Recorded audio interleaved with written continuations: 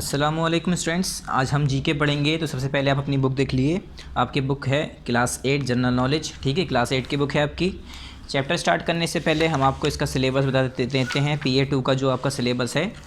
तो content open कर लिए सभी स्टूडेंट्स, और यहाँ देखिए हमने यूनिट 5 में आपको PA2 का सिलेबस बताया था कि आपका ये जो पूरा यूनिट 5 है ये आपका PA2 का सिलेबस है। इसमें हमने 4 पार्ट में आपके मार्क कराए थे, पार्ट 8, फिर पार्ट 9, पार्ट 10, पार्ट 11, जिसमें हमने पार्ट नंबर 8 और 9 कंप्लीट कर रखा है ऑलरेडी। बाकी रह गया हमारा पार्ट नंबर 10 और 11। तो आज तो हम करेंगे पार्ट नंबर 10, फिर नेक्स्ट टाइम हमारा पार्ट 11 हो जाएगा, ठीक है। इसमें कितने चैप्टर हैं हमारे टोटल? 1 2 3 4, 4 चैप्टर पार्ट 8 में, फिर 1 2 3 4 4 इसमें पार्ट 9 में, फिर पार्ट 10 में जो आज पढ़ेंगे उसमें चैप्टर नंबर 41 42 43 44 यानी 4 चैप्टर इसमें हैं। फिर ऐसे ही 45 46 47 48 4 इसमें है, यानी टोटल ओवरऑल हमारे 16 चैप्टर हैं। 16 चैप्टर इसलिए हमने यहाँ पर इसमें दिए। हम कम भी दे सकते थे, अगर हम कम देते तो फिर आपकी जो एग्ज़ाम होता तो इसमें ज़्यादा चैप्टर होते, इसलिए हमने इसमें आधे कर दिए, आधे इसमें कर दिए, ठीक है। तो टेस्ट में इसीलिए हमने ज़्यादा कर दिए। तो हमारा पार्ट 8 और 9 ऑलरेडी कंप्लीट हो चुका है। आज जो हमें करना है वो है हमारा पार्ट नंबर 10, चैप्टर नंबर 41 से 44 तक हमें ये करना है। Coins the words, chapter number 41 से 51, पेज नंबर 51 स्टार्ट करते हैं। चलिए चैप्टर पार्ट नंबर 10 हमारा पेज नंबर 51 ओपन कर लिए। यहाँ पर पेज नंबर देखिए, पेज नंबर कौन सा है हमारा? Page number 51। पार्ट कौन सा है हमारा? पार्ट 10 है, तो आपको यहाँ पर पार्ट 10 मेंशन कर देना है। और चैप्टर 41 है, तो यहाँ से 41 हमारा स्टार्ट होता है। यहाँ पर आपको क्या लिखना है? डेट लिखनी है, किस दिन की? जिस दिन भी पार्ट 10 की वीडियो यूट्यूब पर अपलोड होगी, मतलब जिस दिन जो हम पार्ट 10 पढ़ा रहे हैं, जिस दिन ये वीडियो, जिस दिन पार्ट 10 की अपलोड होगी, उस दिन यहाँ पर आपको डेट लिख देनी है। और हर पेज पे जितने भी चैप्टर हमारे पार्ट 10 के हैं, हर पेज पे आपको सेम ही डेट लिखनी है। Coins the words, language and literature, इसमें हमारा जो यूनिट 6 है हमारा मेनली लैंग्वेज और लिटरेचर पर बेस्ड है, ठीक है। कॉइन्स द वर्ड्स, ये करें English the most wide spread language in the world, ये करें इंग्लिश जो सबसे ज़्यादा फैली हुई, सबसे ज़्यादा बोली जाने वाली, सबसे ज़्यादा जानी जाने वाली, समझने वाली लैंग्वेज जो हमारे पूरे वर्ल्ड में फैली हुई है। It is more widely spoken and written than any other language, ये कह रहे हैं ये सबसे ज़्यादा बोली जाने वाली और सबसे ज़्यादा लिखी जाने वाली लैंग्वेज है, ठीक है। Over 400 million people use the language English as their mother tongue, ये कह रहे हैं 400 मिलियन पीपल के मतलब उससे भी ज़्यादा, 400 मिलियन से भी ज़्यादा लोग जो है as a English language, as a mother tongue बोलते हैं, मतलब उनकी नॉर्मल लैंग्वेज ही इंग्लिश है। And over 700 million people speak it as a foreign language, और 700 मिलियन जो लोग हैं उससे ज़्यादा, 700 मिलियन से ज़्यादा लोग जो हैं वो लोग जो है इसे एज आ फॉरेन लैंग्वेज बोलते हैं। जैसे हम इंडियन से हमारी मदर टंग हिंदी है, ठीक है, हिंदी मिक्स है हमारी, उर्दू हिंदी सब मिली हुई है। और अगर हम इनकी बात करें, इंग्लिश की बात करें, तो हम लोग क्या है एज आ फॉरेन लैंग्वेज बोलते हैं। हमारे लिए फॉरेन लैंग्वेज है, हमारी मदर टंग नहीं है, ठीक है। मदर टंग कहते हैं जो हम बचपन से ही हमारे घर में बोली जा रही हो और बच्चा वही सुन के सीख जाता है। जैसे कि अगर कोई छोटा बच्चा है, उसे बोलना नहीं आता, उसके आगे हम इंग्लिश बोलेंगे, इंग्लिश में बात करेंगे, तो एक टाइम ऐसा आएगा कि वो इंग्लिश में ही बोलेगा, क्योंकि उसने शुरू से इंग्लिश सुनी होगी, ठीक है। अंग्रेज़ जो होते हैं, जो इंग्लिश बोलते हैं, या कोई भी ब्रिटिशर्स हैं, इंग्लैंड में रहने वाले कहीं के भी लोग हैं, अगर वो इंग्लिश बोल रहे हैं तो इसका मतलब ये नहीं कि वो इंग्लिश सीख के ही पैदा होते हैं, नहीं। उनके घर में इंग्लिश बोली जा रही होती है तो इंग्लिश सीख जाते हैं। जैसे हमारे घर में हिंदी बोली जाती है तो हम हिंदी सीख जाते हैं। Let you add some new words to your vocabulary, ये कह रहे हैं चलिए आपको हम कुछ आपकी वोकेबुलरी से कुछ नए वर्ड्स जोड़ते हैं। Choose the correct word for the given meaning, ये करें, ये यहाँ आपको कुछ सेंटेंस दिए हुए हैं, ठीक है। इसे पढ़कर कुछ गिविंग मीनिंग जो है, इसे पढ़कर इसकी मीनिंग निकालिए और करेक्ट वर्ड दिए। ये कह रहे हैं I storm with a heavy wind, ये कह रहे हैं एक ऐसा तूफान जो कि बहुत हैवी विंड के साथ आता है, उसे हम क्या कहते हैं? रेन कहते हैं, थंडर कहते हैं, या ह्यूरिकेन कहते हैं, तो उसे हम कहते हैं ह्यूरिकेन। क्या कहते हैं? ह्यूरिकेन, जिसे हम कहते हैं तूफान आ जाना, ठीक है। हैवी विंड, बहुत तेज़ हवा चलती है, तूफान आता है, उसे हम कहते हैं ह्यूरिकेन, आपने साइंस में सुना होगा, ठीक है। सेकंड है, फर्स्ट का क्या हो गया? सी हो गया, तो सी पर आप टिक कर दिए। सेकंड है the poisonous fluid that snake gives out, ये कह रहे हैं जो पॉइजनस फ्लूइड होता है, जो जहर जिसे कहते हैं, जो कि स्नेक अपने मुंह से या जैसे भी जब वो डसता है या वैसे भी अगर वो थूक देता है तो आप वो क्या करता है, उसके अंदर से मुंह से क्या निकलता है? स्नेक के मुंह से जहर निकलता है, तो उसे हम क्या कहते हैं? सैप कहते हैं, वेनम कहते हैं, टॉक्सिक कहते हैं। तो वैसे तो हम सिंपल पॉइजन कहते हैं, मगर यहाँ पर पॉइजनस वर्ड यूज़ कर लिया है तो उसे हम वेनम कहते हैं। वेनम का मतलब ही क्या होता है? जहर। वेनम का मतलब क्या होता है? जहर होता है। तो बी के आगे लिखिए, यहाँ पर टिक कर दिए बी के आगे। फिर थर्ड है अ वेरी लार्ज इनडिफिनाइट नंबर, ये कह रहे हैं एक बहुत बड़ा इनडिफिनाइट नंबर जिसे हम डिफाइन नहीं कर सके कितना बड़ा है। जैसे मैंने कहा कि सबसे बड़ा नंबर 9 है, तो कोई कहेगा नहीं 10 है, फिर कोई कहेगा लाख है, कोई कहेगा 2 लाख है, कोई कहेगा 50 लाख है। मतलब हम सिंपल बता नहीं सकते कि कितना बड़ा नंबर, सबसे बड़ा या आखिरी नंबर कौन सा है। तो जो इनडिफिनाइट नंबर है उसे हम कहते हैं जिलियन।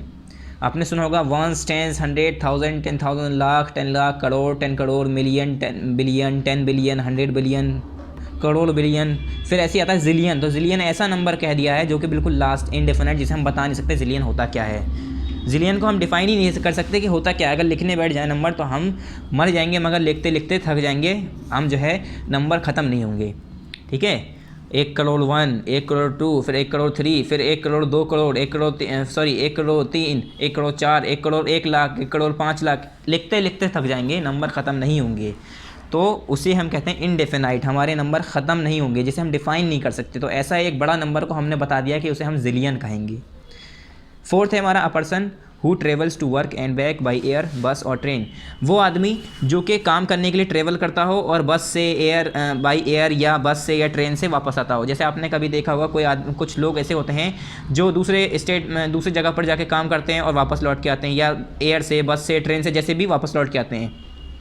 तो ऐसे आदमी को हम कैरियर कहते हैं, कम्यूटर कहते हैं या पेडेस्ट्रियन कहते हैं। तो उसे हम कहते हैं कम्यूटर, जो कि दूसरी जगह पर काम करने के लिए गया हो और वापस फिर वो वापस आए। ठीक है, ट्रेवल्स टू वर्क, जो सफ़र करता हो वर्क के लिए, काम करने के लिए, उसे हम कहते हैं कम्यूटर। ठीक है, कम्यूटर बी हो गया इसका। फिफ्थ हमारा sometime that is very large और ह्यूज। ये कह रहे हैं कभी कभी बहुत ज़्यादा लार्ज और ह्यूज चीज़ को हम क्या कहते हैं, एक्सटेंसिव, एलूसिव या एनॉर्मस। तो उसे हम कहते हैं एनॉर्मस, बहुत बड़ा, बहुत ज़्यादा बड़ा, ह्यूज, वेरी लार्ज। सी हो गया ये एनॉर्मस। ठीक है, सिक्स्थ हमारा when Christian die they end up in the. ये बताइए जब क्रिश्चियंस जो होते हैं वो जब मरते हैं तो वो किस में जो है एंड अप करते हैं, सिमेट्री से, सिमेट्री से या सीमेट्री से। तो वो होता है सिमेट्री से। ठीक है, सिमेट्री से एंड अप करते हैं। सेवेंथ है if you don't feel at ease may be you are. ये कह रहे हैं अगर आपको ईज़ नहीं फील हो रहा, आसान नहीं फील हो रहा, तो आप क्या हो सकते हैं, एम्बेरेस्ड हो सकते हैं, एम्बेरेस्ड हो सकते हैं, या एम्बेरेस्ड हो सकते हैं। तो ये इसका सेम जो करेक्ट स्पेलिंग है यहाँ पर एम्बेरेस्ड। ठीक है, हमारा ए हो गया इसका। एट्थ है कॉन्कर मीन्स। कॉन्कर का मतलब क्या होता है, टारगेट, मेजरमेंट या हॉर्स चेस्टनट। जो हॉर्स चेस्टनट होता है उसे हम कहते हैं कॉन्कर। ठीक है, फिर हमारा इस पर सी पे टिक कर दिए। फिर उसके बाद नाइन्थ है। नाइन्थ क्या है, नाइन्थ देखिए, कॉडगर मीन्स। कॉडगर का मतलब क्या होता है, पेंशनर, पेंशन या जोक। तो पेंशनर को कहते हैं हम कॉडगर।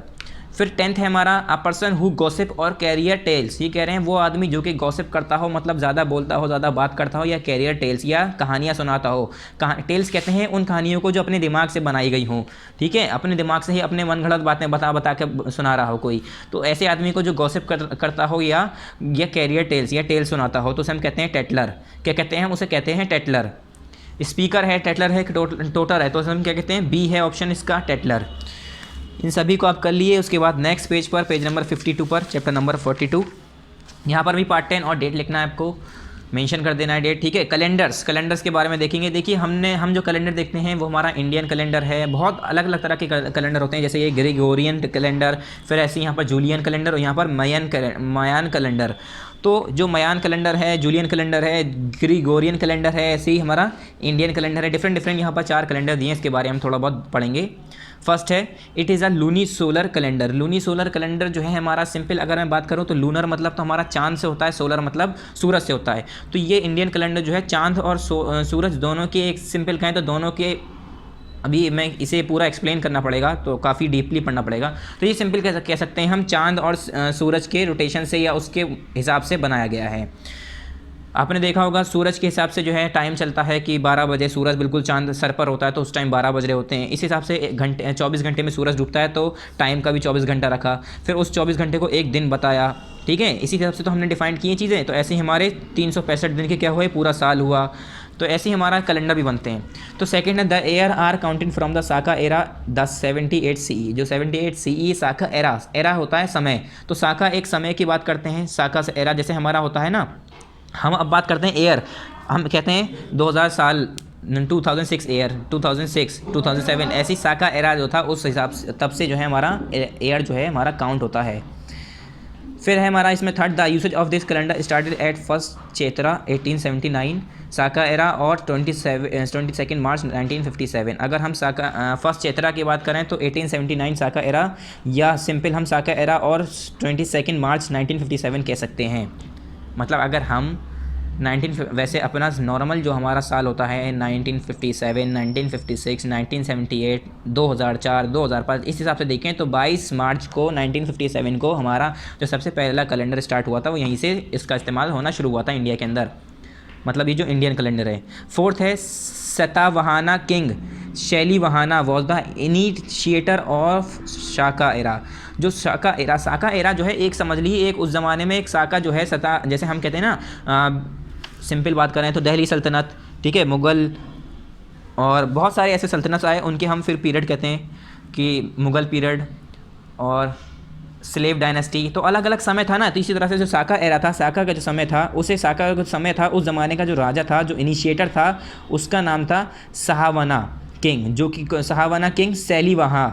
ये जो है सहावना का किंग था, सॉरी सतावाहाना का किंग था, इसका नाम था सैलीवाहा। इसने ही शाका एरा, इसके ही साथ इसके ही किंगशिप से ही जब से इसने रूल करना शुरू किया था, तब के समय से जो समय स्टार्ट होता है उस समय को हम कहते हैं शाका एरा, ठीक है। तभी से इसका नाम पड़ गया शाका एरा और इसका नाम क्या था, शैलीवाहा। अब आते हैं ग्रीगोरियन कैलेंडर। ग्रीगोरियन कैलेंडर में क्या है, it was first introduced by Pope Gregory. यहाँ पर क्या है 10, 11, 12, 13। अब इन लोगों के नाम ऐसे ही होते हैं, ठीक है। लुइस 16, लुइस 17 आपने सुने होंगे, नहीं सुने होंगे तो आगे पढ़ेंगे एसएसटी में। तो पॉप ग्रीगेरी 13 जो थे, इन्होंने इसे इंट्रोड्यूस किया था, मतलब स्टार्ट किया था। सेकंड है द कैलेंडर वॉज एडोप्टेड इन 1582। 1582 में ये कैलेंडर एडॉप्ट कर लिया गया, मतलब इसका यूज़ करना शुरू कर दिया गया। Third, it is divided into 12 month और इरेगुलर लेंथ। ये जो है 12 महीने में और इरेगुलर लेंथ में, मतलब या तो फिर 12 महीने में डिवाइड था और या तो फिर सिंपल कह सकते हैं इरेगुलर लेंथ, जिसकी कोई लेंथ ही ना हो, चलते ही जा रहा है, कोई वही नहीं है, तो मतलब हमारे हिसाब से देखें तो बेकार कैलेंडर था। फोर्थ है the leap year add a 29 day to the February every 4 year. और इसमें ही जो है हमारा लीप ईयर आपने सुना होगा, हर 4 साल पे फरवरी में 29 दिन होते हैं 28 के बाद। वैसे तो फरवरी हमारे 28 होते हैं, मगर 4 साल बाद 29 होते हैं, तो लीप ईयर जो होता है उसमें 29 दिन होते हैं। ये जो है इसी में हमारे ग्रेगोरियन कैलेंडर में बताया जाता है। फिर नेक्स्ट है हमारा जूलियन कैलेंडर। जूलियन कैलेंडर जो है जूलियस सीजर से इंट्रोड्यूस हुआ था। The first calendar was made in 45 BC। सबसे पहला कैलेंडर जो बनाया गया था वो 45 BC में बनाया गया था। This calendar had 365 days in year. इस कैलेंडर में 365 दिन होते हैं एक साल में, जैसे हम लोग हमारे होते हैं, ठीक है। Julian calendar was a solar calendar. Julian calendar जो था वो सोलर कैलेंडर था, मतलब जो सूरज के हिसाब से बनाया गया हो। फिर है Mayan calendar. The Mayan invented a calendar of remarkable accuracy and complexity. जो मयान है उन्होंने जो है कैलेंडर जो है रिमार्केबल एक्यूरेसी और कॉम्प्लेक्सिटी के साथ जो है एक कैलेंडर बनाया। द मयान पिरामिड और कुलकुलकन एट चिचेन इट्ज़ा मैक्सिको में एक जगह है, ठीक है। तो जो मयान पिरामिड है ऑफ कुलकुलकन जगह है जो कि चिचेन इट्ज़ा की मैक्सिको के अंदर, वहाँ पर मयान पिरामिड जो है इसका कुलकुलकन का, तो जो चिचिन इट्ज़ा है मैक्सिको के अंदर वो क्या है, वॉज कंस्ट्रक्टेड इन सिरका 1050। सिरका 1050 में बनाया गया था। जैसे हम कहें 1050 साल में, वैसे ही कह रहे हैं सिरका, जैसे हमने वहाँ पर शाका कहा था। ऐसे ही अलग अलग टाइम पीरियड है जिसके बारे में भी हमें पता भी नहीं है, हमने इतना पढ़ा ही नहीं डिटेल में। अलग अलग लोगों का अलग अलग, पहले क्या होता था, लोग वक्त टाइम कैसे देखते थे, अब हम घड़ी में देखते हैं, वो सूरज के हिसाब से देखते थे, कोई चांद के हिसाब से देख रहा है, तो अलग ही था, ठीक है सब कुछ। थर्ड है this pyramid was use as calendar. तो ये जो मयान पिरामिड है यही एक एज अ कैलेंडर बना जाता था। क्या इसे ही मयान पिरामिड को जो है कैलेंडर के तौर पर इस्तेमाल करते थे। अब वो उनका कैसा तरीका था वो वही लोग जानते हैं। The 4 stairways each with 91 step and a platform on top make a total of 365 calendar days. इसमें क्या था, 5 सीढ़ियों की जगह थी, स्टेयरवेज था, हर एक में 91 स्टेप्स थी एंड अ प्लेटफॉर्म, और एक प्लेटफॉर्म था जो कि टॉप पर था। इन सभी को मिलाकर 365 कैलेंडर के दिन बनते थे। ये इन्होंने इस हिसाब से बना रखा था इस पिरामिड को। पिरामिड आपने देखा होगा इस तरह का कोन के शेप का होता है, ठीक है। पिरामिड होता है, सर्कुलर नहीं होता है, इधर उधर से हमारा फ्लैट होता है, ठीक है। फ्लैट कह सकते हैं, फ्लैट कोन होता है। तो इस हिसाब से इन्होंने क्या बना रखा था, 365 कैलेंडर डेज बन रखे थे उसमें। इस तरीके से उसमें अलग अलग स्टेप बने हुए थे, जिसे जो है इन्होंने 365 कैलेंडर दिन के हिसाब से बांट रखा था। तो उसी हिसाब से ये लोग देखते थे कि ये वाला साल है, ये वाला साल है। यानी ये मेरे हिसाब से देखा जाए तो ये लोग तो उस पर चल के देखते होंगे कौन सा महीना चल रहा है। हम लोग तो सिंपल एक पेपर पे देखते हैं कौन सा महीना चल रहा है, जनवरी है, फरवरी तो कौन सा दिन है, कौन सी डेट है। ये लोग तो उसके ऊपर जाते होंगे, पिरामिड पर चलते होंगे, फिर देखते होंगे कि ये है। काफ़ी कन्फ्यूजिंग था, ठीक है। यहाँ पर लिखा है साफ साफ कॉम्प्लेक्सिटी, मतलब जो बहुत ज़्यादा कॉम्प्लेक्स हो, समझने में मुश्किल हो। फिर आ जाते हैं हम the characters not so good, वो कैरेक्टर जो कि गुड ना हो। पार्ट 10, डेट आपको सेम लिखनी है। The world of literature can not be complete without the evil character that complement the good characters. ये कह रहे हैं जो लिटरेचर का वर्ल्ड है वो कंप्लीट नहीं है बिना एविल कैरेक्टर के, मतलब कोई विलन ना हो, कोई भूत प्रेत ना, मतलब सिंपल कह सकते हैं कोई दुश्मन ना हो, हीरो से लड़ने वाला ना हो, या सिंपल सी बात करें तो हम ये कह सकते हैं कि अगर कोई भी मूवी है, कोई भी स्टोरी है, उसके अंदर का कोई विलन नहीं होगा तो मज़ा कहाँ से आएगा, एविल कैरेक्टर नहीं होगा तो मज़ा कहाँ से आएगा। तो ये कह रहे हैं that complement the good character, जो कि गुड कैरेक्टर को कॉम्प्लीमेंट करते हैं। पहला है यहाँ पर हेडिंग पढ़ लेते हैं, identify these villains of the world literature. ये लिटरेचर के बारे में है, कुछ लिटरेचर जिसके ऊपर मूवीज़ ही बन चुकी हैं, तो इससे आप आइडेंटिफाई करिए। पहला है the dark lord lost his physical body while trying to kill Lily and James Potter son. He was a descendant of Salazar Slytherin in JK Rowling's famous Harry Potter series. आपने Harry Potter series देखी होगी, उसमें movies में आपने इसे देखा होगा। इसका नाम है लॉर्ड वोल्डेमॉर्ट। लॉर्ड वोल्डेमॉर्ट ये उसके अंदर विलन होता है, ठीक है। फिर सेकंड है in H.G. Wells invisible man. Invisible man आपने देखी होगी। इनविजिबल मैन जो है बच्चों, ये एक स्टोरी है पूरी, एक इनविजिबल मैन एक ये कह सकते हैं एक पूरी नॉवल है। जब आप हो सकता है 9-10 में पढ़ें, अगर आपके कोर्स में रखी गई तो, ठीक है, नॉवल दी जाती है। तो इनविजिबल मैन बहुत काफ़ी अच्छी है। He is a research scientist, ये एक साइंटिस्ट होता है who discover a formula that makes a human being invisible. इसमें क्या होता है, ये साइंटिस्ट जो है एक साइंटिस्ट होता है, ये एक फार्मूला बनाता है जिससे जो है इंसान गायब हो जाए, इनविजिबल हो जाए, मतलब खत्म नहीं हो जाए, इनविजिबल हो जाए, मतलब किसी को दिखाई ना दे, उन लोगों के बीच में वो चलता रहे मगर दिखाई ना दे किसी को। Being a psychopath he misuse the invention. क्या हुआ, ये साइकोपैथ होता है, ठीक है, तो ये इन्वेंशन को यूज़ करके मिसयूज़ करता है, बल्कि उसका गलत इस्तेमाल करता है, लोगों के घर में चोरी करना शुरू कर देता है। अब ये पूरी आप पढ़ेंगे तो बहुत बड़ी ये पूरी नॉवल है, जब आप इसे पढ़ेंगे तो आपको समझ में आएगा। इसका नाम असली नाम होता है ग्रिफिन, और उस नॉवल का नाम ही है इनविजिबल मैन। इसे लोग इनविजिबल मैन के हिसाब से ही जानते हैं, और इसका नाम असलियत में होता है ग्रिफिन, डॉक्टर ग्रिफिन नाम होता है इसका, ठीक है। हम लोगों ने पढ़ी है जब हम 10th क्लास में थे तो हमने पढ़ी है, ठीक है, 11th-12th में आई थिंक। तो ये ग्रिफिन इसका असली नाम होता है इसके मतलब स्टोरी के अंदर। और वैसे इस इनविजिबल मैन के हिसाब से इसलिए जाना जाता है क्योंकि ये पूरी मूवी में, मतलब पूरी नॉवल में गायब दिखाया है, ठीक है। जब नॉवल में अगर फोटो भी दिखाएंगे तो ब्लैक सी शेडो से दिखाएंगे, क्योंकि ये गायब हो जाता है ना। ये साइंटिस्ट होता है, ये एक ऐसा फॉर्मूला बना लेता है, एक ऐसी चीज़ बना लेता है जिसकी मदद से ये गायब हो जाता है, फिर उसका ये गलत इस्तेमाल करता है। फिर थर्ड है he is maker of the ring which Frodo Baggins and the fellowship had to destroy in J.R.R. Tolkien's Lord of the Rings. आपने ये मूवी ये अगर स्टोरी देखी होगी तो इसमें आपने देखा होगा ये डिस्ट्रॉय करता है किसे, had to destroy in J.R.R. Tolkien's Lord of the Rings. तो आपने अगर ये देखी होगी तो आप समझ जाएंगे, लॉर्ड सॉरेन नाम होता है इसका। ये सब विलन के नाम बता रहा हूँ जिन्होंने विलन का रोल किया है उसके अंदर, ठीक है। फिर है फोर्थ दिस मैंस, ये है हमारा जो ग्रिफिन है, यही एक मेरे हिसाब से देखा जाए तो यही मेरे हिसाब से हीरो तो नहीं कहेंगे, हीरो तो इसमें एज आ कुछ है नहीं, मगर जो इसमें जो ग्रिफिन होता है ये एज आ विलन ही है इसमें, इन्हीं के ऊपर ही पूरी स्टोरी है और यही मतलब पूरी नॉवल है, और यही एक विलन का काम करते हैं, क्योंकि पहले साइंटिस्ट होते हैं, बाद में डिस्कवरी ऐसी कर लेते हैं जिससे इन्हें लालच आता है और उसे अपनी डिस्कवरी को गलत इस्तेमाल करने लगते हैं, तो यही उसमें विलन का रोल करते हैं। फिर फोर्थ देखिए, this man sole's aim was the capture Robin Hood by hook or by crook in this English folklore. Robin Hood आपने देखी होगी, तो इसमें नाम होता है शेरिफ ऑफ नथिंगम, उसके विलन का नाम। He was the alter ego of a renowned doctor in a book Peter pan आपने बुक देखी होगी, ठीक है। ही इज़ द आर्क, नहीं देखी होगी तो आप सर्च कर सकते हैं, इधर उधर आपको मिल जाएगी, उसके बारे में पढ़ सकते हैं आप। He is the arch enemy of Peter Pan. He wears big iron hook by Robert Louis Stevenson. इसका नाम है मिस्टर हैडे। क्या, मिस्टर हैडे। फिर है हमारा सिक्स देखिए, this character is the pirate captain of J.M. Berries book Peter Pan.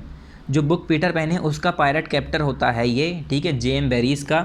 He is the arch enemy of Peter Pan, ये भी पीटर पैन का आर्क एनिमी होता है। He wears big iron hook in place of his hand, और इसके हाथ में आपने देखा होगा पीटर पैन करके एक कार्टून भी आता है, उसमें एक जो है विलन होता है, मतलब सिंपल हम बात करें तो उसमें क्या होता है, पायरेट जो होते हैं, पायरेट क्या होते हैं, जो लुटेरे होते हैं, जहाज़ के लुटेरे, जहाज़ी समुद्री लुटेरे को कहते हैं मेनली पायरेट।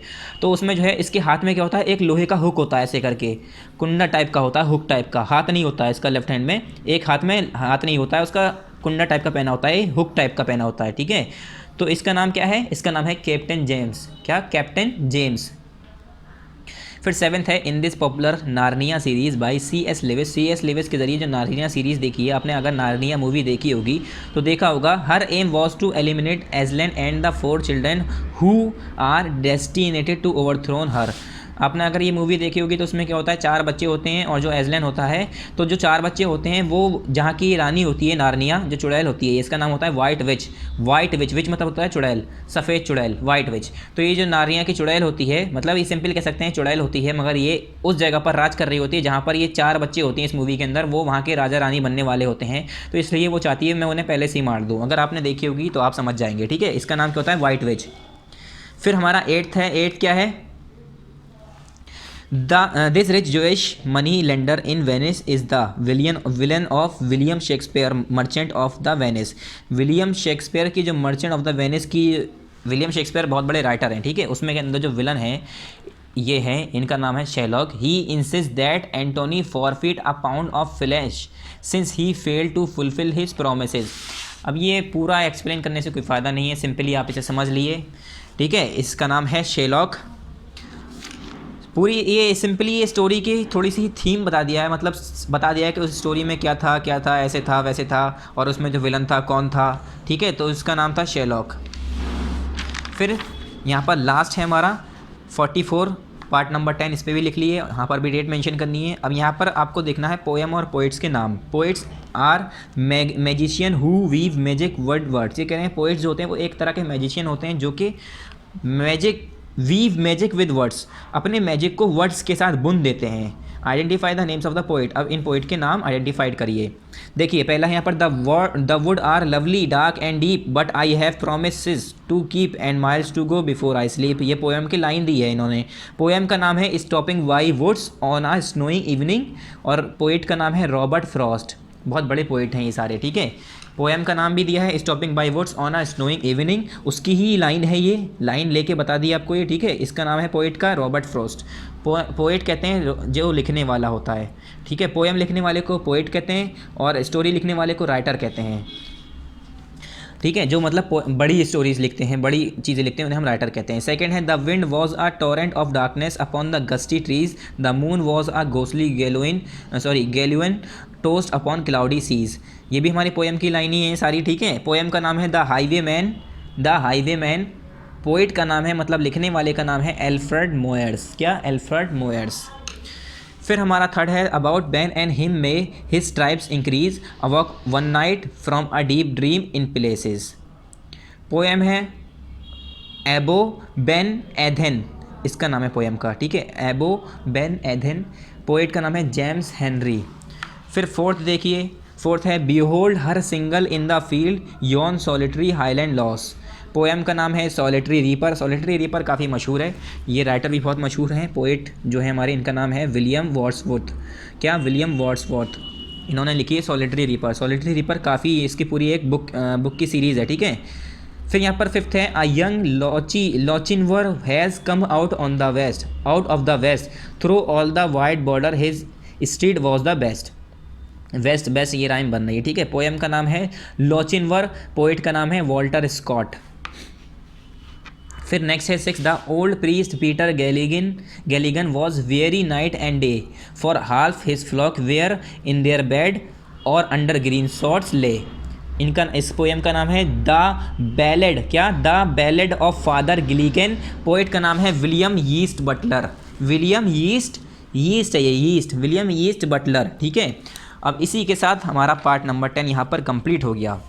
सो स्टूडेंट्स, जल्दी से आप इसके कंटेंट पे आइए, हम आपको एक बार फिर से इसका कंटेंट बता देते हैं, P2 का सिलेबस बता देते हैं।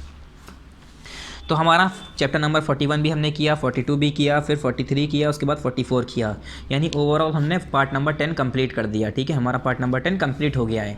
अब लास्ट हमारा जो बाकी रह गया वो है हमारा पार्ट नंबर 11। कितने पार्ट है इसमें? 4 पार्ट हैं, पार्ट 8, 9, 10, 11, जिसमें से हमने पार्ट 8, 9, 10 ये कंप्लीट कर दिया है। बाकी कौन सा रह गया है? Part number 11। टोटल हमारे कितने चैप्टर हैं? 16 चैप्टर हैं इसमें जो हमें ये करने हैं, ठीक है। तो हमारे 3 पार्ट कंप्लीट हो गए हैं, चौथा पार्ट हमारा पार्ट नंबर 11 रह गया है, जो कि हम नेक्स्ट टाइम करेंगे, ठीक है। उसके बाद हमारा P2 का सिलेबस भी कंप्लीट हो जाएगा। So thank you very much students, अस्सलाम वालेकुम।